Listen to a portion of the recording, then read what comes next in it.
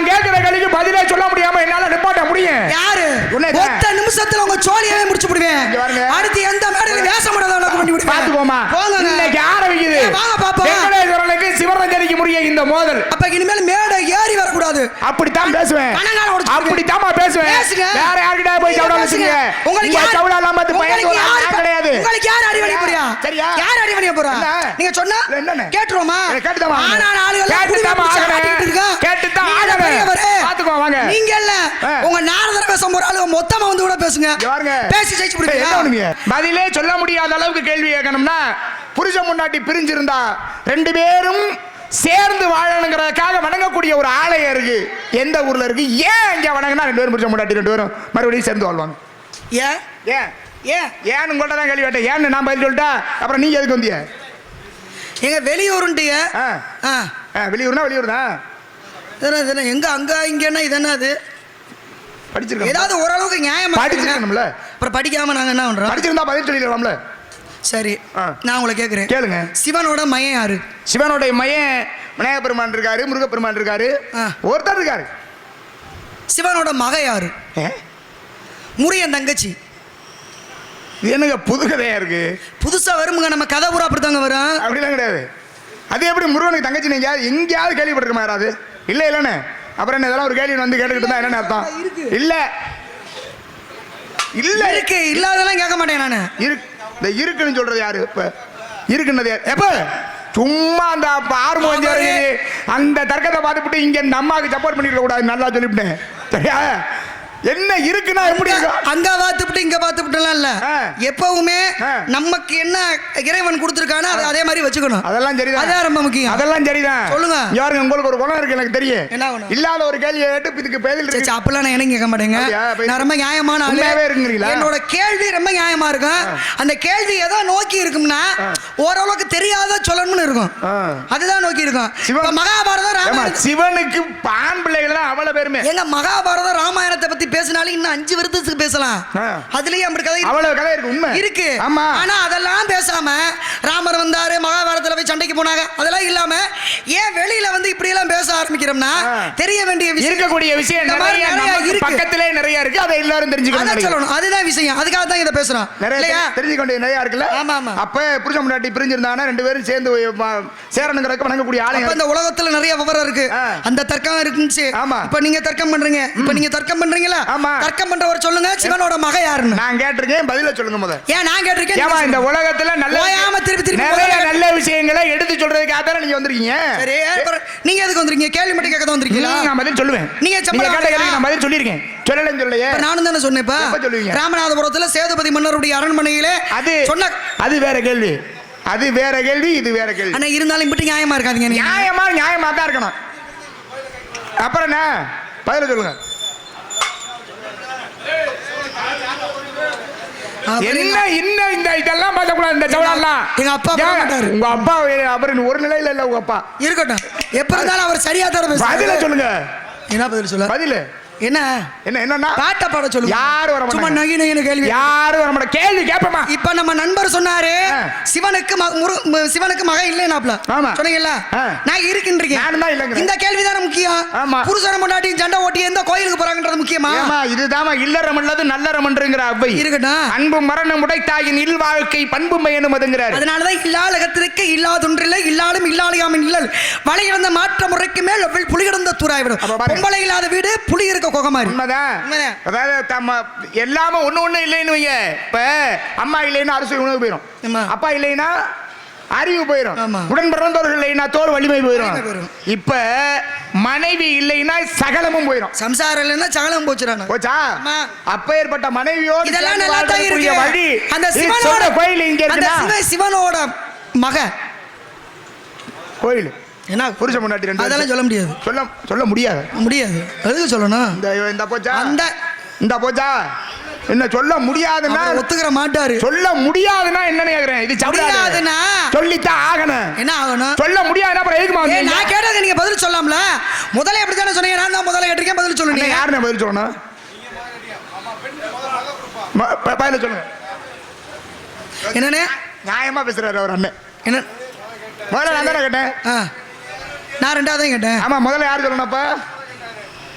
பத்தில மதுரைக்காரர்கள் நியாயமானவன்னு இதே இந்த ஒருத்தர் மூலமா நான் உணர்றேன். இந்த மாவழி பட்டியல இவரு எனக்கு கிளம்பிருக்கீங்க. அப்ப நியாயமான ஆள் இல்ல, அது நான் ஒத்துக்க மாட்டேன் அவரை. என்னப்பா நீங்க ரெண்டு பேரும் ஒண்ணு எனக்கு விட்டு பேசுறது நியாயம் தானே? நீங்க விட்டு கொடுக்கவே வேணாம், நானே பதில் சொல்லிடுறேன். விடுங்க. சொல்லணும்ல, சொல்லுங்க போ. பதில சொல்லுங்க. அட சொல்லாம இருக்கான்னு சொல்லிக்கிட்டே இருக்க கூடாது, பதில சொல்லணும்.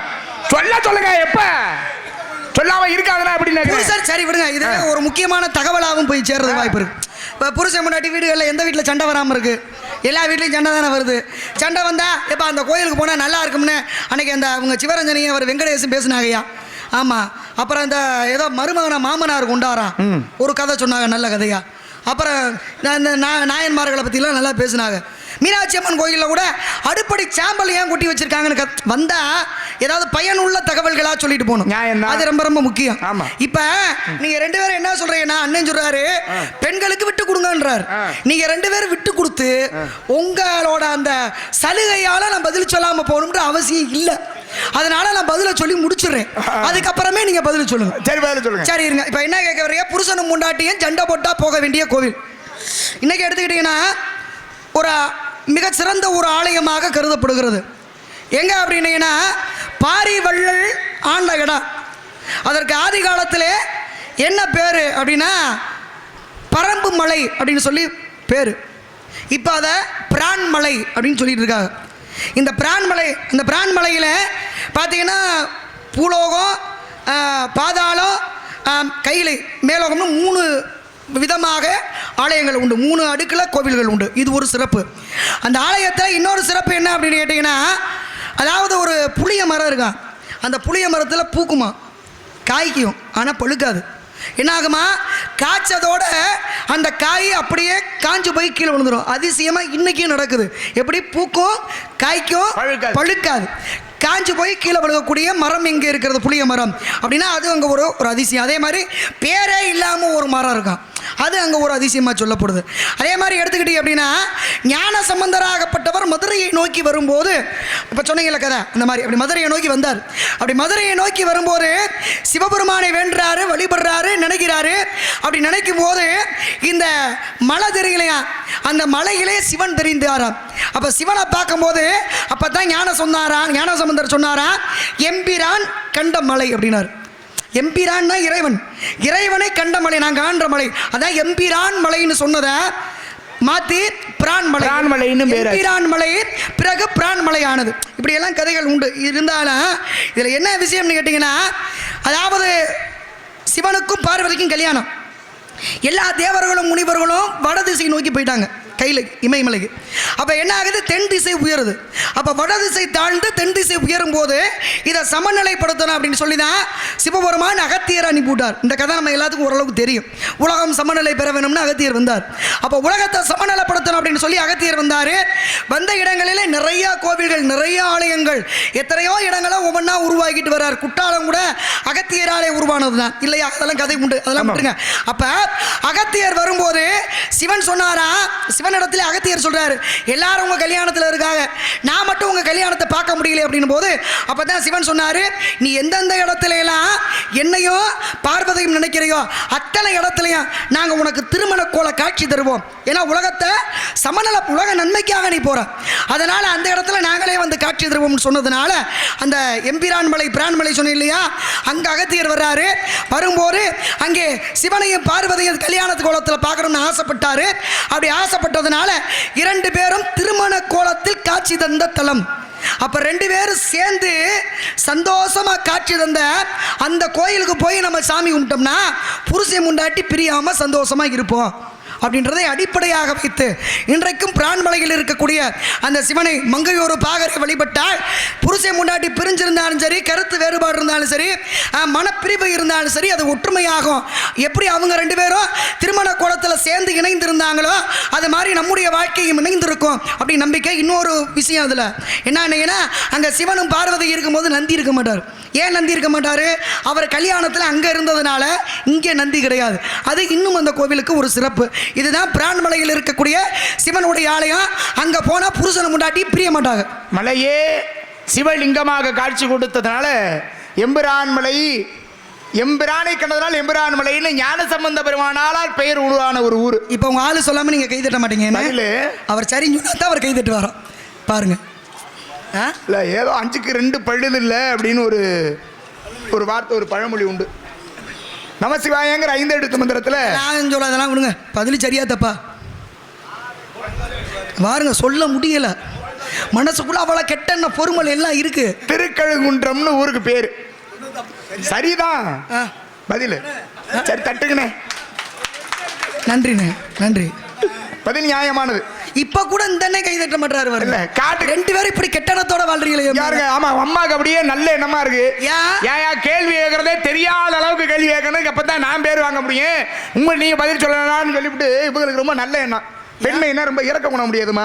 இப்படி போல அதெல்லாம் இங்க எல்லாம் அப்படிலாம் இருக்க முடியாது. இருக்க கூடாது. இங்க எல்லாம் இருந்தா பொழப்பு நடத்த முடியுமா? வாங்க கல்யாணம் பேச உங்களுக்கு. கல்யாணம் இப்ப நான் சொன்ன பதில் சரியா இல்லையா? பதில் சரிமா. அப்புறம் எங்க சரிதான் நானும் சொல்றேன். திருக்கழுங்குன்றத்துல உள்ள சங்கு குளத்துல இருந்து வரும். வேற என்ன?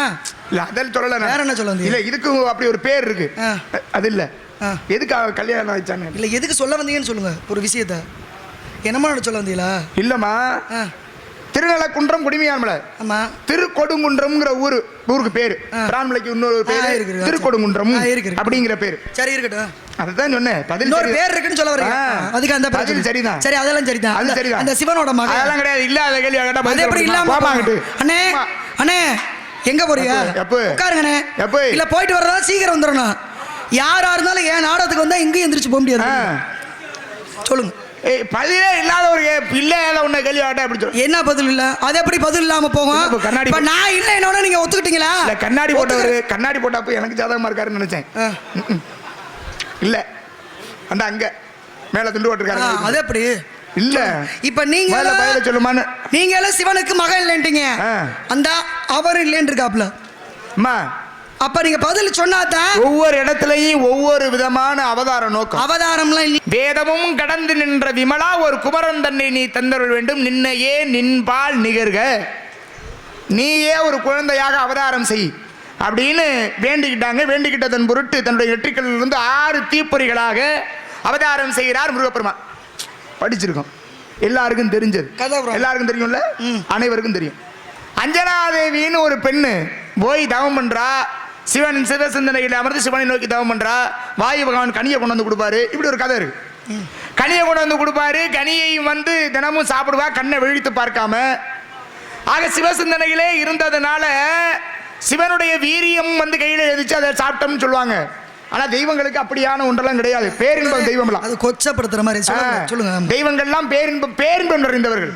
சிவசிந்தனையிலே இருந்ததுனால 11 ருத்ரர்கள் ஒருவரான ஆஞ்சநேய பெருமான் அஞ்சனாதேவிக்கு அவதாரம் பண்றாரு இல்லையா?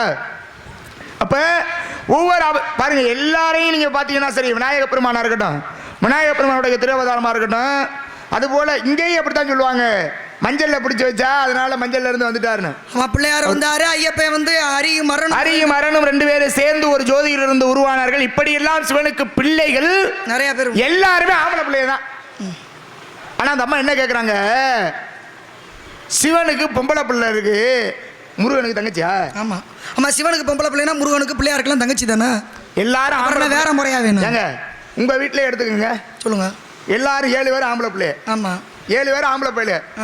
ஒரு பொம்பளை பிள்ளை இல்லையேன்னு சொல்லி உங்க அப்பா என்ன பண்ணாரு? வருத்தப்பட்டார். ஆமா, போன இடத்துல காட்டுல ஒரு பொம்பளை பிள்ளைய பார்த்தோன்னே முருகனே பிள்ளைய கொடுத்துட்டான்டா அப்படின்னு முருகனுக்காக தினை வச்சு அந்த தினைக்கு காவலா அந்த பிள்ளைய அனுப்புறேன்னு சொல்லி வேண்டிக்கிட்டாரு. 7 பேர் ஆம்பளை பிள்ளையா இருந்தா பொம்பளை பிள்ளை இருக்கணுங்கிற ஆசை இருக்கு. அப்படித்தான் ஆசை வந்தது சக்திக்கு. அப்படிதான் சக்திக்கு ஆசை இருந்தது. பிள்ளை இருக்கிற எல்லாருமே எல்லா பிள்ளைகளும் ஆம்பளை பிள்ளைகளா இருக்காங்களே, ஒரு பொம்பளை பிள்ளை வேணுமேனு சொல்லி தன் கையிலே இருந்த வேல், அந்த வேலில் இருந்து ஒரு குழந்தையை உருவாக்கினாள்.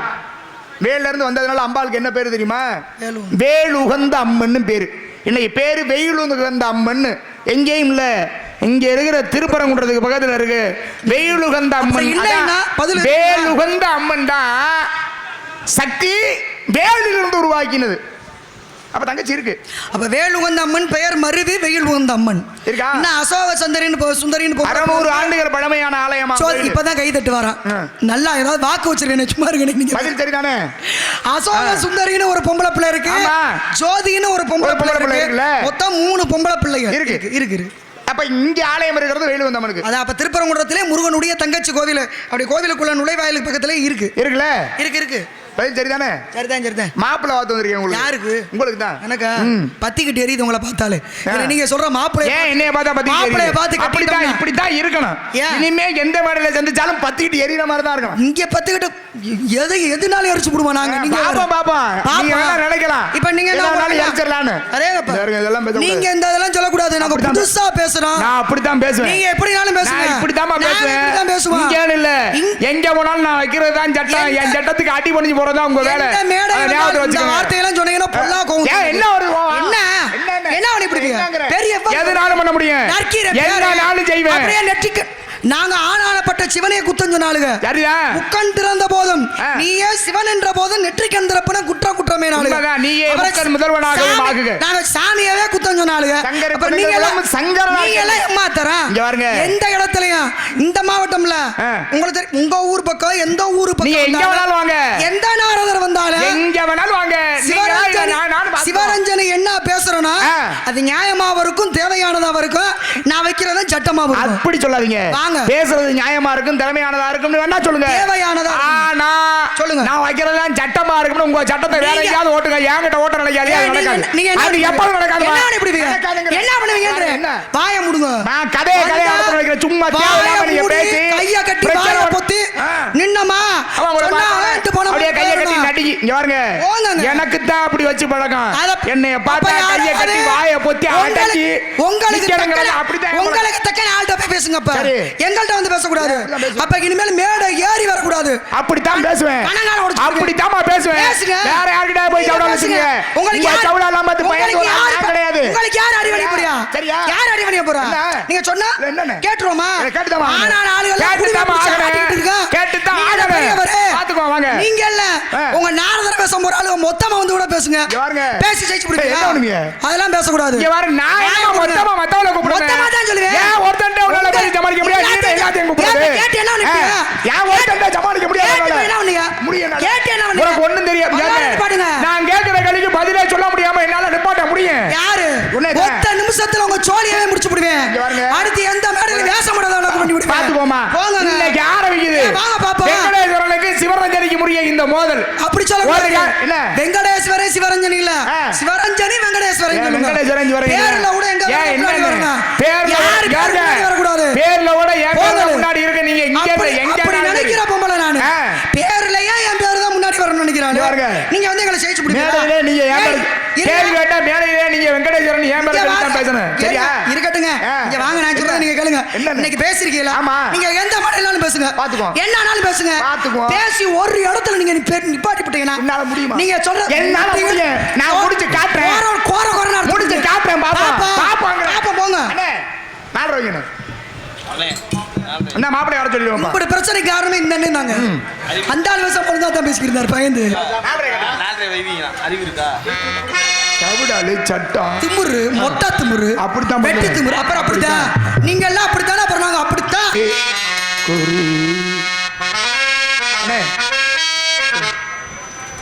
இது பேர் என்னமா? இப்ப நான் பாடின இல்ல இதுக்கு என்ன பேர்? கந்த சஷ்டி கவசம். யார் எழுதுனது? அப்படிதான் திமுறை பார்த்தீங்களான்னு முடிச்சு அப்புறம் திருப்பி ஆரம்பிச்சா அது என்னன்னு அர்த்தம்?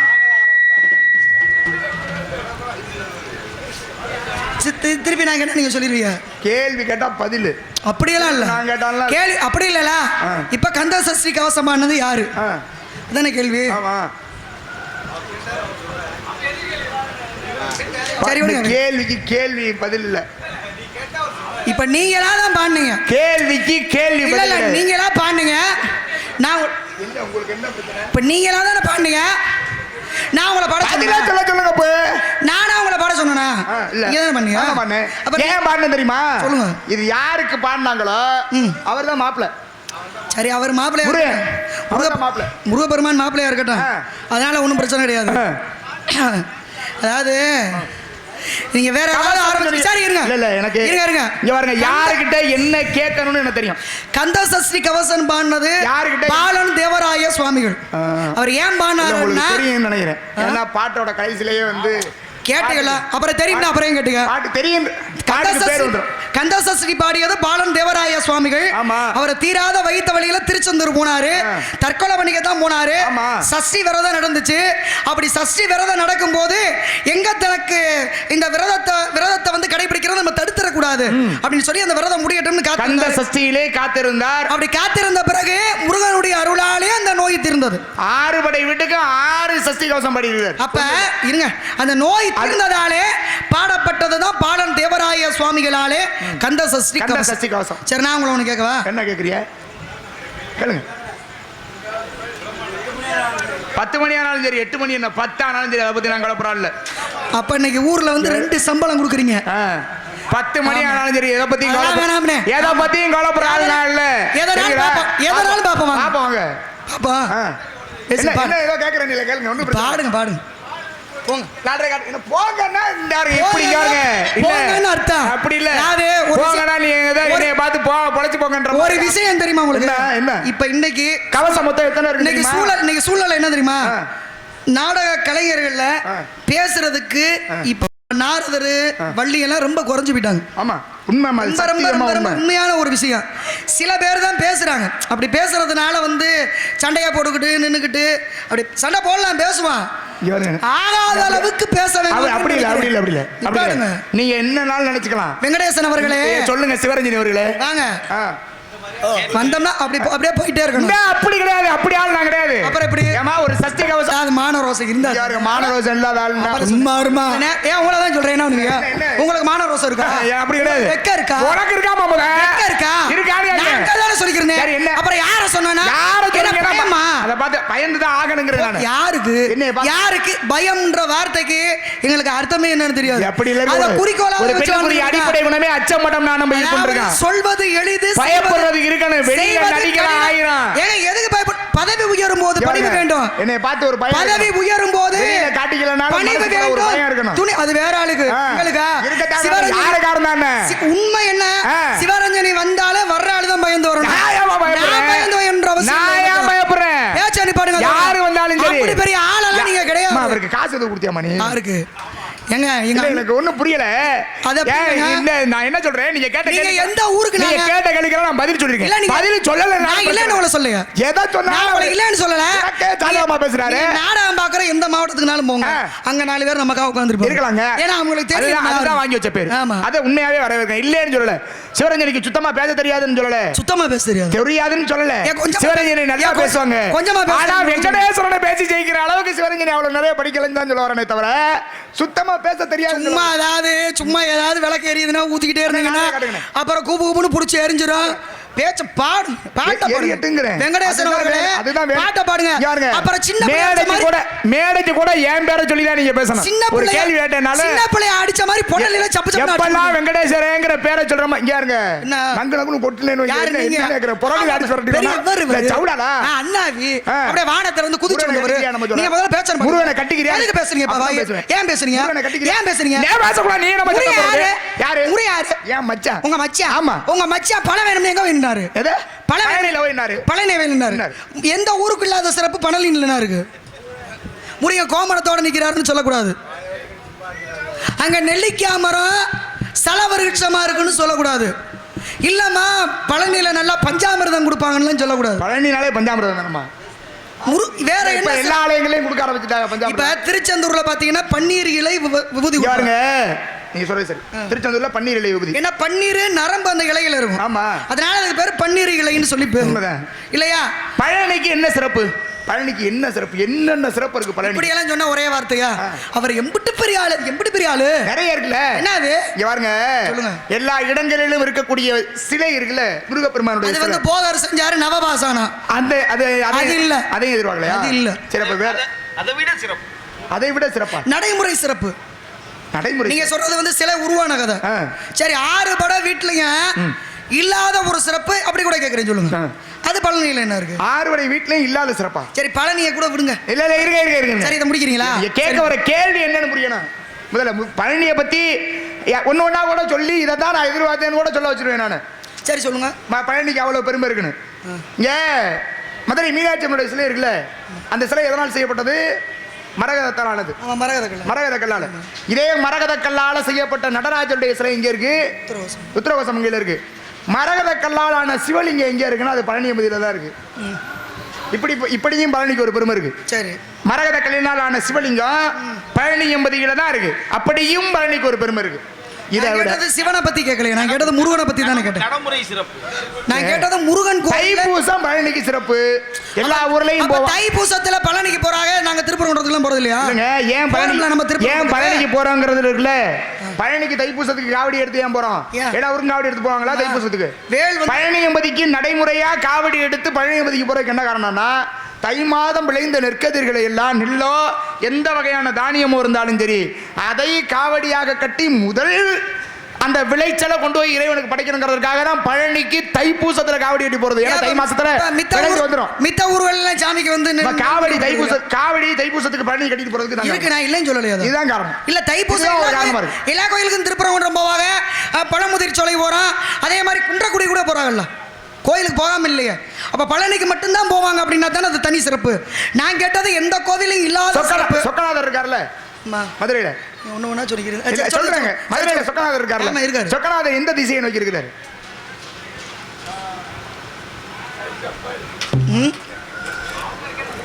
நான் பிரச்சனை அவர் தானே சொன்னாரு. முதல்ல கேள்வி கேட்டவங்க தான் பதில் சொல்லுங்க. சொக்கநாதர் எந்த திசையை நோக்கி இருக்கிறாருன்னு கேட்டது வந்து கேள்வியா கேட்கல, எந்த திசையை நோக்கி இருக்கிறார்? உடனே பதில் சொல்லிட்டோம்னா இது கேள்வி இல்ல, அடுத்து வேற கேள்வி. சரி, உங்க கேள்வியை முழுசாவே கேளுங்க. சத்தியமா இல்ல, அப்படி முழுசாவே கேளுங்க. நீங்க திருச்செந்தூர் போனாலும் சரி, ஒவ்வொரு ஆலயத்துக்கு போனாலும் சரி, மதுரையில் பழனியில வேற என்னெல்லாம் முருகப்பெருமான் மேற்கு நோக்கி அமர்ந்திருக்கிறார். மதுரை என்பது இதுல பழனியில வேற என்னெல்லாம் இருக்கு? பழனிக்கு பெருமை என்ன குன்று இல்ல, பழனியே சிவகிரி சக்தி பழனியே குன்று இடும்பன் வந்து தூக்கிட்டு வந்தாரு. அவருக்கு பழனி என்பதே குன்றுதான். அது மலையில கேட்கறது நடைமுறை கேள்வி. நடைமுறையில இன்னைக்கு நடைமுறையில இருக்கு. ஒண்ணுமே இல்லாம சும்மா சாதாரணமா ஒரு விஷயமா சொல்லி இல்ல நான் வந்து அப்பெல்லாம் பேச மாட்டேன். வேற அதுல பேசலங்க. நடைமுறை கேள்வி இதுதான் கேட்கணும். சிறப்பு நிறைய இருக்கு. சரி, புராணத்துல விட்டுருங்க. ஒரு வரலாற்று சிறப்புன்னு கூட வச்சுக்கோங்க. எதுக்கு? வரலாற்றால வந்த ஒரு சிறப்பு, சமீபத்துல நடந்த ஒரு சிறப்புன்னு கூட வச்சுக்கோங்க. எந்த ஆலயங்கள் எங்க கேள்வி இதுதான் சொல்லிட்டா பதில கண்டுபிடிச்சிருவாங்களா? இப்ப எல்லா சிறப்பையும் சொல்லியாச்சுல. இப்ப தைப்பூசம்ன்றீங்க, தைப்பூசத்துல எல்லா முருகன் கோயிலுக்கு தானே போறாங்க. அப்ப அது தனி சிறப்பு இல்லையே. பழனி மட்டும் தான் போறாங்க. அப்படி இல்ல, தனி சிறப்பு. காவடி கட்டி போறது வந்து தைப்பூசத்துக்கு தான் போவாங்க, பழனிக்கு தான் போவாங்க. மற்ற ஆலயம் நாங்கெல்லாம் திருப்பரங்குன்றம் மாசம் பௌர்ணமிக்கு சுத்தி வர்றோம். நீ போறதாமா பிரச்சனை? நான் போறது இல்லைங்க, எங்க ஊரே போகுங்க. கேட்டு பாருங்க. திருவண்ணாமலையில தாங்க கிரிவலம் வருவாங்க. பழனியிலே பங்குனி தேரோட்டம்னு சொல்லி தங்க தேர் வருகின்ற மாதிரி. பங்குனி தேரோட்டம் தான் நீங்க சொல்றதெல்லாம் இல்ல இல்லன்னா கேள்வி என்னன்னு முதல்ல தெரியும். தைப்பூச திருநாள் சிறப்பு அப்படின்னு தமிழ் எடுத்து பாடுவோம். தனிமலை முருகனையே அப்ப தனிமலையில சிறப்புன்றதா?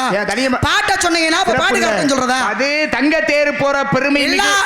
உங்க மேலதான் குற்றம். என் மேல குற்றம் இல்ல. என் மேல குற்றம் கிடையாது. என் மேல குற்றம் இல்ல. நான் வந்து அப்படி ஒரு விஷயம்னா அது அப்படி இந்த விஷயத்துல தான் இருக்கு. இல்ல, என் மேல குற்றம் இல்ல. இல்லங்க, இது இங்க பாருங்க.